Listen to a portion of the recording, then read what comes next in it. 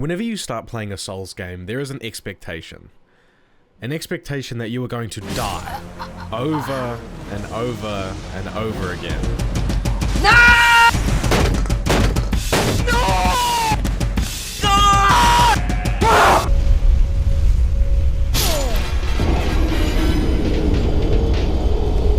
However, there is the elite few that have beaten this game without seeing that "you died" text once.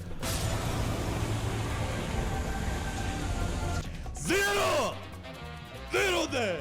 Don't even get me started on this guy Gino Machino beating all 200 something bosses without dying. Wait, hitless? Are you fucking kidding me? There it is, dude. Simple. So you know what? I decided enough is enough. I have beaten this game at level 1, I can beat it without dying. So I sat down, I put a deathless run on my second monitor, and I just went for it. And within 24 hours of me deciding to do this challenge... In every hitless run that I watch, there's no way to avoid dying here. I guess if Scion gets you to no health, it technically counts as dying, but on my first attempt, I decided to beat Scion just to prove that I could do it. Here are the rules for what I set for this run. These are not like speedrunning regulations, these are just personal rules I set for myself. At the end of the day, I'm still very new to Elden Ring challenge runs, so I'm still kind of learning what I can and can't do, so I wanted not a simple challenge, but like something that was doable for me, you know? Oh my god, suboptimal, I just tried to summon Torrent twice before I even got him. And don't get me wrong, I did manage to beat this challenge pretty quickly after setting it for myself. I still failed quite a few times. Oh my god, yep, you got me. The most painful of which being when I died on Malekith. Oh my god, I f***ing died on Malekith. It was the furthest I've gotten into the run in a while, so I was low-key stressing and I made way too many simple mistakes that just threw me off entirely. But the biggest point of failure was Caelid, where I had to run past this dragon and cheese this knight's cavalry. Where'd he go? He hit me through the f***ing wall. Okay. No f***ing way. No! Oh my god, I f***ing hate this dragon. And the one time a rat bit me on the ankle because I was too stubborn to quit out for some reason. Uh-oh. Yeah, I know it. And then it was time for 4. Not because this was my 4th attempt, it was just because this was my 4th time trying in a row because I got too lazy to keep deleting my characters after failing. I take the Lance Between rune because I need to buy a few things really early on and that extra 3,000 runes is really helpful. I start as the Samurai just because I'm really comfortable with the Uchi Katana and it has the best stats. Plus, every video that I was using as a reference for this route is using Samurai, so I picked it too. And for this run, I just sat in a VC with my friends to hopefully stop myself from stressing out so much when I got to the end. Oh my god, I'm so geeked having died like in the first 10 minutes 3 times in a row. I immediately make my way to Kale where I can pick up the smithing stone and runes that are nearby him and buy 3 cracked pots and the crafting kit. These are very important things. Next I just sprint over the hill to get Torrent as quickly as possible.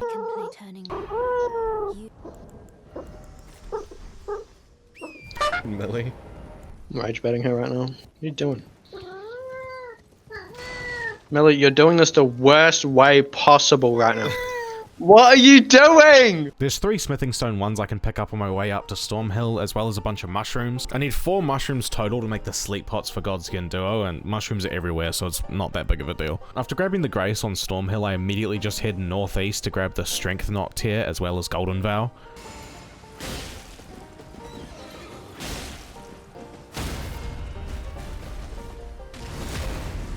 I also pick up the Exalted Flesh down here for increased physical damage, but I think I forget to use it, to be honest. I pick up 2 smithing stones while crossing this bridge, and then once I get to this merchant, I buy 3 more smithing stones, as well as a cracked pot. At these ruins, I pick up 3 Trina Lilies, as well as the rest of the mushrooms that I'm gonna need. I'm then free to run down to this graveyard, where I can pick up the recipe book for the sleeping pots, as well as just a bunch of free runes. I pick up a Sacred Tear, as well as the Wondrous Physic from the 3rd Church of Marika, and then I head to Caelid. Usually I would come here after grabbing a few more things, but with how much I was dying to the Knight's Cavalry and this dragon, I decided to come here sooner just so I didn't waste as much time if I ended up dying again.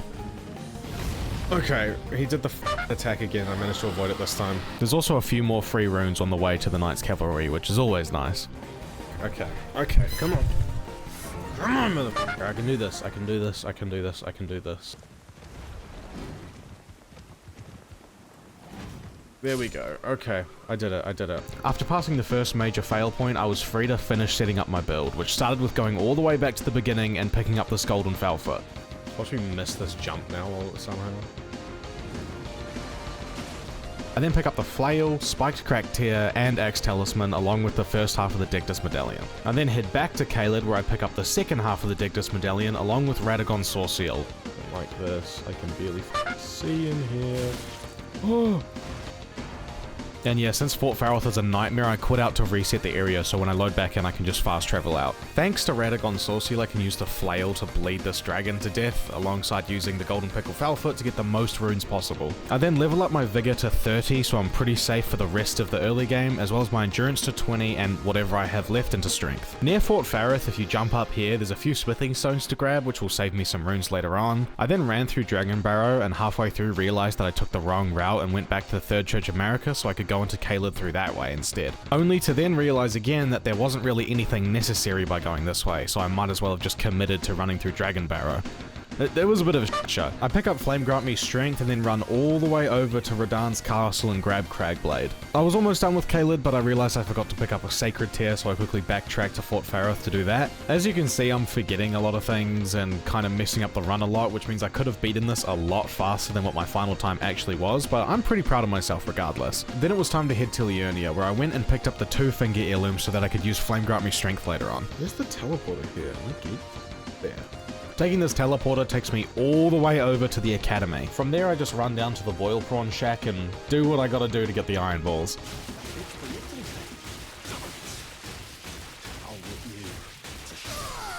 I head over and pick up the academy key as well, making sure to quit out so that when I load back in I can just fast travel away from the dragon that's there. I can get into the academy, but right now I'm just kind of skipping through it to get to the smithing stone bell bearing. Now that I can buy the first 2 smithing stones, I finally make my way to the round table hold. And by selling all the golden runes I've found so far, I have enough to buy everything that I need. I managed to upgrade my iron balls all the way up to +8, and then I head to Altus. Oh my god, I forgot to do 2 things. Yeah, I forgot to buy a dagger to put golden vow on, and buy the seal so that I could cast Flame Grant Me Strength later. Now that I'm actually done in the round table hold, I go quickly kill this demi-human queen so I can get the ritual sword talisman. Then I just make my way all the way up to the capital so I can grab the second smithing stone bell bearing, and then the setup is pretty much done. I went and bought the smithing stones and then upgraded my iron balls to +13, and then I could finally start fighting bosses. I had the spiked crack tear in my physic, golden vow, Cragblade, and after I get 2 points into faith, I'll be able to use Flame Grant Me Strength on top of all of that, which essentially turns my charged heavies into nukes at this point in the game.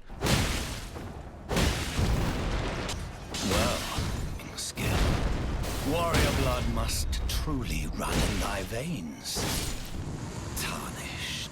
The next scariest part of this run was running through Stormvale, which I actually got through pretty easily, to be honest. I didn't get hit that much.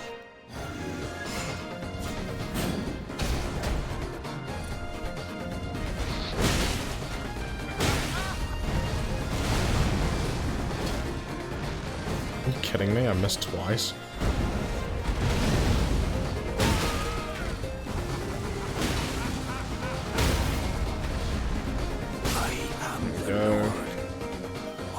Godric's fucking dead.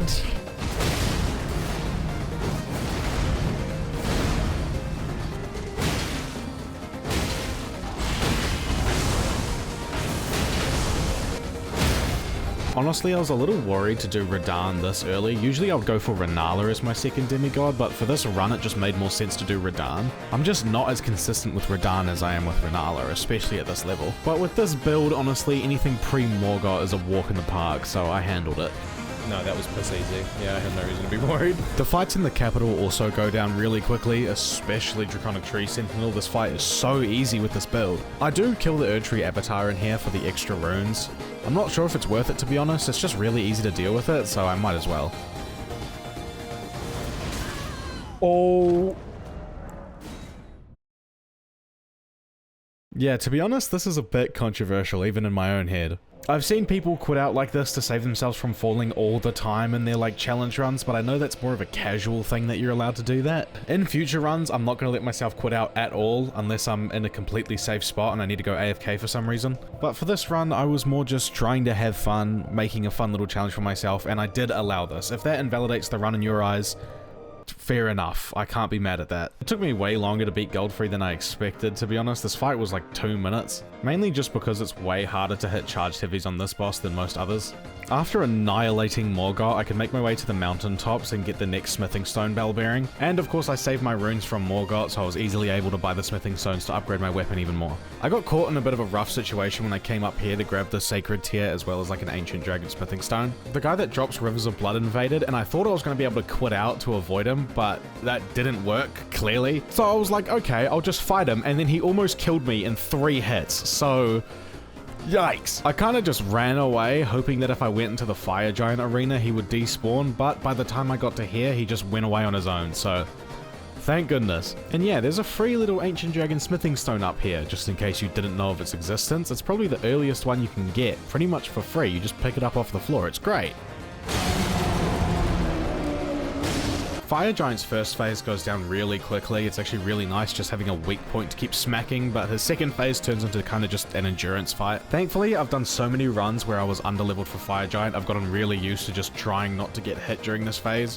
Which, actually, now that I say it out loud, you kind of should just be doing that anyway. But I've gotten pretty good at Fire Giant's second phase, so this wasn't that big of a struggle. And yeah, I've stupidly flung myself off the edge here. I'm not proud of this either, to be honest, but I gotta do what I gotta do for my first ever deathless run, okay? And if you've watched many of my videos before, you're probably gonna be surprised to see that this is gonna be the first time you don't hear me complain about Godskin Duo. I spent the time learning how to use sleep pots here, which didn't take that long to learn, to be honest, and ever since then, this boss has been really easy. With Godskin Duo defeated, I got the final smithing stone bell bearing, and since we picked up that ancient dragon smithing stone earlier, my iron balls were now max level. Now, for Bird Run, I did plan to quit out to reset the area a little bit further ahead, but I took this much damage and got really scared and just quit out early because that.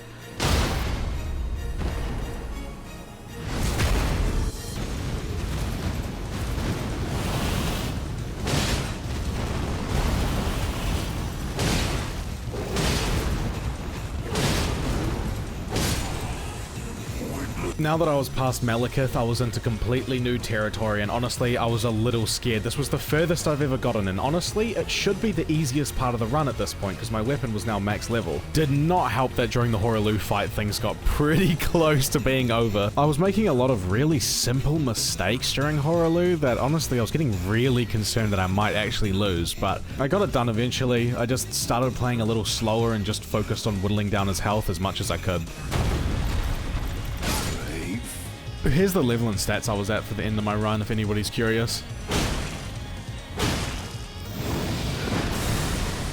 I don't think it's a secret that the Iron Ball build completely annihilates Radagon. He barely stands a chance here.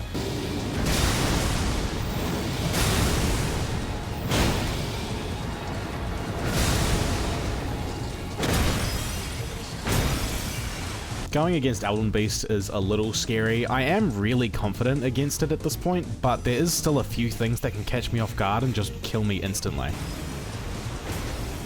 Huge, I cancelled. Oh wait, that might be it. Probably.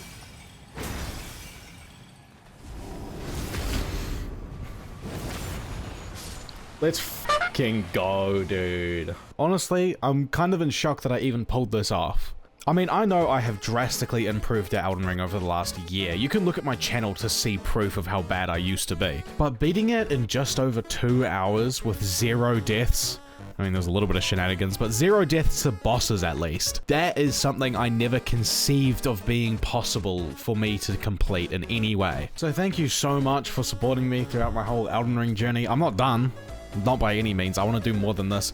I should probably try and beat the game deathless without quitting out first, but you know what?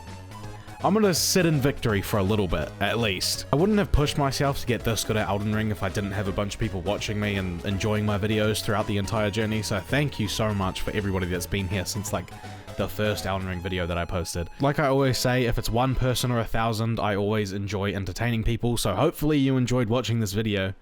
I still suck at outros, as you can tell. I'm kind of just talking. Bye!